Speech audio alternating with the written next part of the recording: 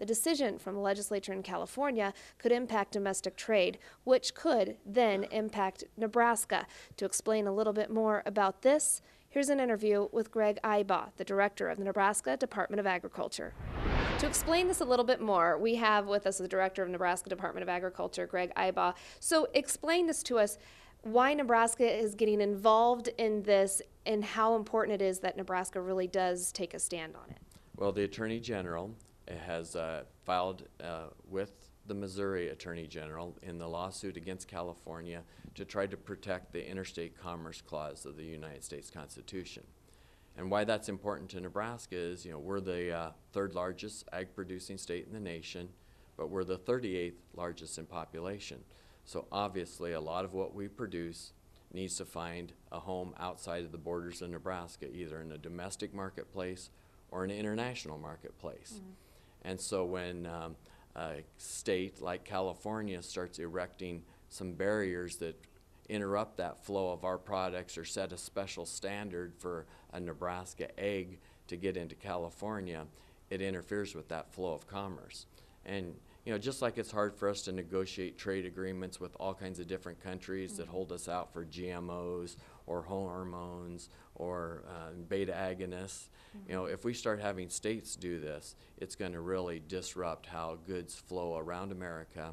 And for a food-producing state, we really need to make sure that food can go anywhere so that we can be a least cost producer, not only for consumers here in the United States, but for consumers all over the world. And you even have some numbers, for instance, to put us in scope here, as far as trade there. Give us some examples, for instance, well, like what we produce. Like our beef industry, and about nationally, about 10 to 12% of our beef gets exported overseas.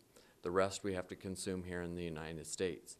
And so if somebody would say, like California, say, well, Nebraska beef can't come in unless it meets these standards, then that would create a trade barrier between us and California.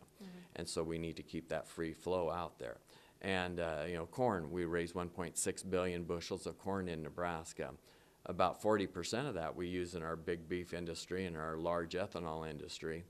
But we still need to send the rest of it either overseas or to other states in the United States. And so free flow of commerce is important there as well.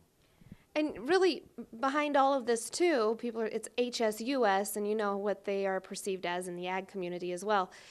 Is this something that you just fight with then, just as far as the trade part of it, and that's it? Or does something need to happen with that organization as well? What do you think?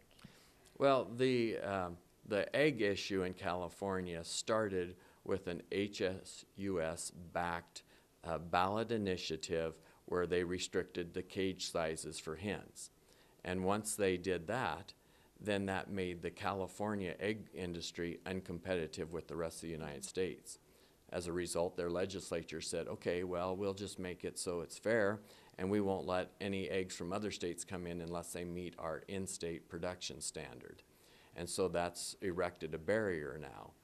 And so that's what the Attorney General and the Governor are joining forces to try to say the Commerce Clause of the United States Constitution was put there for a reason. We need to have free trade in the United States, and so they feel very confident that they'll prevail. All right. Thank you so much for putting that in perspective for us as well. If you have questions, remember you can always go to our website, nebraska.tv, click on NTV's Grow.